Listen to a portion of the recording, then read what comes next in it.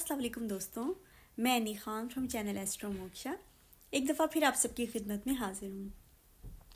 दोस्तों, आज मैं आपसे ये जो प्रेजेंट प्लानेटरी ट्रांजिट है इसके बारे में बात करूँगी। जो चीज़ें मैंने फ़ील की और ओवरऑल ज़ाहिर है सभी लोग कमो बेश इसको फ़ील कर रहे होंगे। कुछ लोग रिसेप्टिव ज़्यादा होते हैं, कुछ लोगों के अपने जो मेजर प्लैनेट हैं बर्थ चार्ट में वो जो भी सीज़न चल रहा होता है, यानी कि एक्वेरियस सीज़न चल रहा था पहले, तो जिन लोगों के मेजर प्लैनेट एक्वेरियस में थे वो उसको ज़्यादा फील कर रहे थे। अब पाइसिस सीजन चल रहा है, तो जो लोग जिनके मेजर प्लैनेट पाइसिस में है या 12th हाउस में, वो इस ट्रांजिट को ज़्यादा फील कर रहे हैं। कुछ लोग वैसे ज़्यादा रिसेप्टिव होते हैं। एज एस्ट्रोलॉजर मैं वैसे भी प्लानिटरी ट्रांजिट्स पे नज़र भी ज़्यादा रखती हूँ, तो कभी कभी ऐसा होता है कि जब हम लोग कोई चीज़ किसी चीज़ पे नज़र होती है ना, तो उस वक्त हम लोग उस चीज़ को ज़्यादा समझते हैं, ज़्यादा फील करते हैं, उसके हिडन मीनिंग को समझने की कोशिश करते हैं, उसके लेसन को सीखने की कोशिश करते हैं। तो ये भी रीज़न होता है। तो आप जानते हैं कि पाइसेस या जो 12th हाउस है वो अदर रेल्म का हाउस है, ठीक है। और वो कहीं ना कहीं बाउंड्रीज को ब्लर करता है, क्योंकि वहाँ पे नेपच्यून की एनर्जी भी है। तो इस वक्त वैसे भी मेजर प्लैनेट स्पाइसेस में है। सन पाइसेस का सीजन भी चल रहा है। नेपच्यून जो कि वैसे भी पाइसेस का प्लैनेट कहते हैं, वैदिक एस्ट्रोलॉजी में तो नहीं इसको इतना कंसिडर करते, लेकिन वेस्टर्न एस्ट्रोलॉजी में करते हैं। फिर सैटर्न भी है, ठीक है। तो ये एक बड़ी इंटरेस्टिंग से एक सिचुएशन बन गई है सैटर्न के वहाँ पर आने की वजह से।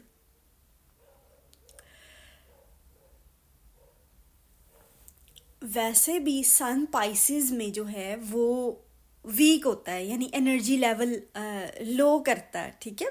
लेकिन जब वहाँ पर सैटर्न भी आ गया है तो एनर्जी लेवल जो है वो जाहिर है और ज़्यादा लो फील होगा। होता ये है कि हम लोग ड्रेन्ड फील करते हैं। अब जानते हैं कि हमारी बॉडी जो है ना, हमारा माइंड कमांड करता है और बॉडी उसको ओबे करती है, ठीक है। तो अगर माइंड चाको चौबंद है ना, तो हम अपने आप को मोटिवेट कर लेते हैं, उठ जाओ, वॉक करो, रनिंग करो, ये करो, वो करो, फला प्रोजेक्ट करो। लेकिन जब आपका माइंड जिस टाइम ड्रेन्ड होता है ना, तो वो कमांड देने की हालत में नहीं होता और बॉडी ओबे नहीं करती, ओके। तो पाइसेस में माइंड जो है वो माइंड जो है ना वो ड्रेन्ड हो जाता है। किस चीज़ से ड्रेन्ड होता है? जो एक स्पंज की तरह से ना, एक स्पंज की तरह से वो वाटर के हाउस में है, तो इमोशंस को, फीलिंग्स को एब्जॉर्ब करता जाता। तो स्पंज में जितना वाटर जाए वो उतना हैवी होता जाता है, ठीक है। वही हैवी फीलिंग, वही वेट डाउन होता है ना, हैवी स्पंज में पानी से वो हैवी होता है, वेट डाउन होता है, उस इंसान को भी ड्रेन्ड फील करता है। तो वो एनर्जीज जो हैं वो दूसरे की एनर्जीज को फील, दूसरे के इमोशंस को फील कर रहा होता है। मतलब एम्पैथी होना अच्छी बात है, लेकिन एम्पैथी में जब आप बाउंड्रीज की केयर नहीं कर पाते, दूसरे और अपने में फ़र्क नहीं कर पाते, तो वो चीज़ जो है वो आपके लिए नुकसानदेह होती है, वो चीज़ आपके लिए टॉक्सिक होती है। ठीक हो गया? मेरे तो अपने मेरा प्लैनेट, मेरा मून 12th हाउस मून है, तो मैं तो ये चीज़ें बहुत अच्छी तरह से समझती हूँ, इसलिए मैं बहुत ज़्यादा फील भी कर रही हूँ। अब इस सीज़न में जब से पाइसेस स्टार्ट हुआ है, मैं ख़ास तौर पे बहुत ज़्यादा फील कर रही हूँ। मतलब मैं यूट्यूब या फेसबुक या जो भी सोशल मीडिया,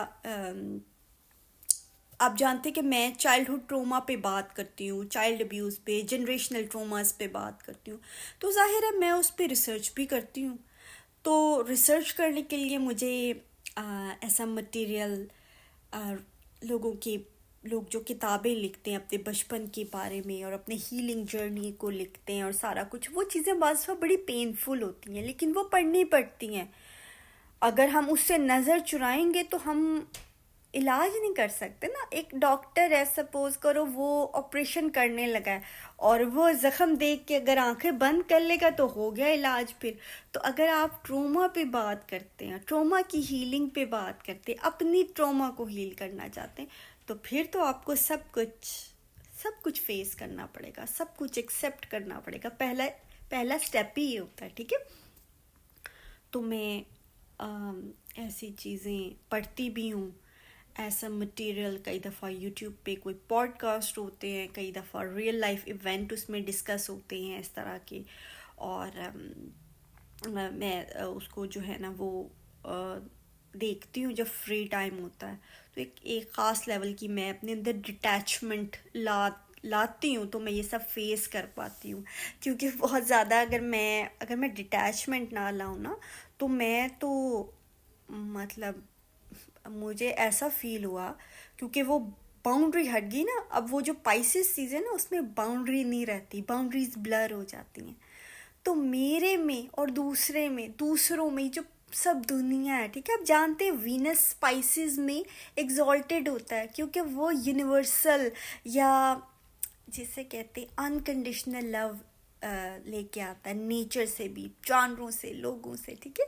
तो वो पाइस में ये सब जो मटेरियल है ना, जो चाइल्डहुड जो एब्यूज़ होता है बच्चों के साथ, जानवरों के साथ, मतलब वो चीज़ें मैं पहले पढ़ लेती थी, मतलब रिसर्च के पॉइंट ऑफ व्यू से भी देख भी लेती थी ऐसा मटेरियल। मतलब नॉट फुल फ्लेज कोई तशद्दुद या एब्यूज़, लेकिन इस तरह की डॉक्यूमेंट्रीज़ होती हैं जिसमें बताते हैं कि अच्छा ठीक है, किसी औरत की अपनी हिस्ट्री थी चाइल्डहुड एब्यूज़ की, सो वो जनरेशनल ट्रोमास में होता है ना, वो आगे फिर अपने बच्चों को वो ऐसे ट्रीट करती है, उनको भी एब्यूज़ करती है, उनको भी ट्रोमा मतलब देती है, और वो इस तरह से जनरेशनल चीज़ें। तो वो डॉक्यूमेंट्रीज़ होती हैं, रियल लाइफ इस तरह के लोग अपनी लाइफ के बारे में भी बताते हैं।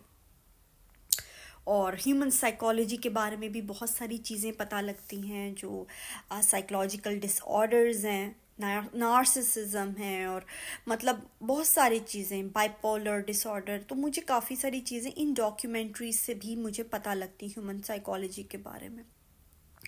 तो बहरहाल ज़ाहिर है मैं वो चीज़ें वॉच करती हूँ, पढ़ती हूँ, सुनती हूँ, तो वो सजेशन में वो चीज़ें आ रही हैं, क्योंकि जाहिर है जो चीज़ें आप देखते हैं, जो आप पढ़ते हैं, वो सजेशन भी वही आपको सोशल मीडिया पे आएंगे। अब मेरा जहन ऐसा हुआ, मेरा दिल ऐसा हो गया कि वो सजेशन में चीज़ें हैं और मैं उनको देख ना सकूं, मैं उनको पढ़ ना सकूं, ठीक है। यानी मुझे लग रहा था, मेरा दिल एक टाइम पे लग रहा था मेरा दिल फट जाएगा। मतलब कोई बच्चे की स्टोरी आ गई कि उसको स्टार्व करके पेरेंट ने उसको, वो बच्चा ऑटिस्टिक था, क्या था, बच्चे की केयर नहीं की, वो स्टार्व हो गया, वो फलां को ये बच्ची को किडनैप किया। मतलब वो चीज़ें आई। आप यकीन करो कि मैं हिस्ट्रीज डिलीट नहीं करती, यूट्यूब की भी, गूगल की भी। उसका रीज़न होता है कि जिन चीज़ों पे मैं रिसर्च कर रही हूँ, मुझे उन्हीं के सजेशंस मिलते हैं, तो मुझे और क्या चाहिए। लेकिन मुझे डिलीट करना पड़ा, क्योंकि मैं सजेशन में भी वो चीज़ देख नहीं पा रही थी। I was feeling deep pain, I was feeling deep hurt feel कर रही हूँ, उनका पेन फील कर रही हूँ जैसे मेरे साथ हो रहा है। ये क्या हुआ, लाइक बाउंड्रीज हट गई, ठीक है, बाउंड्रीज ब्लर हो गई। तो डिसोसिएशन जो पाइसेस में आती है, क्यों आती है, क्योंकि बर्दाश्त ही नहीं होता। जब बाउंड्री नहीं है, बर्दाश्त कैसे करोगे भाई, बर्दाश्त कैसे करोगे, तो डिसोसिएट हो जाओगे। मैं डिसोसिएट नहीं होना चाहती थी, इसलिए मैंने सजेशन से हटा दिया। यानी जब हम कोई चीज़ कर रहे होते हैं, अगर मुझे रिसर्च करनी है तो मैं टाइप करूँगी फलां डिसऑर्डर है, शिज़ोफ्रेनिया है, फलां है, मैं उस पर रिसर्च करूँगी। उस वक्त मैं मेंटली वो चीज़ करना चाह रही हूँ, रेडी हूँ। सजेशन में जो आ रही हैं ना चीज़ें, वो मेरे जैसे लग रहा था जैसे वो मेरी मेरी बाउंड्रीज को तोड़ के वो चीज़ें आ रही हैं मेरे कॉन्शियस में, मुझे इतना हर्ट कर रहे हैं मेरे दिल में, मतलब I was feeling deep pain, मुझे लग रहा था मेरा दिल फट जाएगा, मतलब मैं इतना ज़्यादा, मैं बहुत ज़्यादा रोई हूँ। मतलब ये टाइम पाइसेस का सीज़न है भाई, रोना रो लो। आप लोग कमरा बंद करके, जो सेंसिटिव लोग हैं, जो एम्पैथी रखते हैं, जो लोग किसी दूसरे की सैडनेस फील करते हैं, अपनी सैडनेस, वो रो लें, अच्छा है, ठीक है, आपको अच्छा फील होगा उसके बाद। लेकिन सबक क्या है कि अपनी बाउंड्रीज, हमें ये सीखना है कि हमने बाउंड्रीज कैसे रखनी है। आप जिस वक्त रेडी नहीं हो मेंटली, कोई चीज़ आपके लिए बहुत ओवरवेलमिंग है, बजाय इसके कि आप डिसोसिएट हो, बजाय इसके कि आपके ऊपर नेगेटिव इफेक्ट हो, नाइटमेयर्स आए, इंसोम्निया हो जाए, आप थोड़े टाइम के लिए सोशल मीडिया बंद कर दो। वो आपकी बाउंड्रीज हैं। सैटर्न आया हुआ है ना पाइसिस में, तो सैटर्न तो सबक देता है, वो बाउंड्रीज सिखा रहा है आपको, ठीक हो गया। वहाँ पे बाउंड्रीज प्रैक्टिस करनी है। आप डेलिब्रेटली आपको मेहनत से सिस्टमेटिकली अपने लिए बाउंड्रीज प्रिपेयर करनी है। हर एक उसमें, हर एक से, सोशल मीडिया में नहीं, रियल लाइफ में आपके घर लोग आ रहे हैं, आप लोगों के घर जा रहे हो, आपकी बाउंड्रीज हैं, उन बाउंड्रीज को मेंटेन कर, उन बाउंड्रीज को स्ट्रॉन्ग बनाना है। ये है सैटर्न वहाँ पे आया हुआ, ठीक है।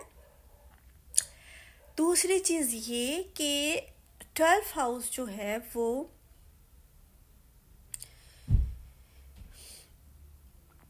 एक तो मैंने बता दिया कि आप में और दूसरे में फ़र्क जाता रहता, आप दूसरे की फीलिंग इतना ज़्यादा फील कर रहे हो, इतना ज़्यादा फील कर रहे हो। दूसरा कि 12th हाउस ना दूसरे रेल्म्स का भी है, स्पिरिचुअलिटी का भी है, ठीक है। 9th हाउस रिलीजन है, तो 12th हाउस स्पिरिचुअलिटी है, ठीक है।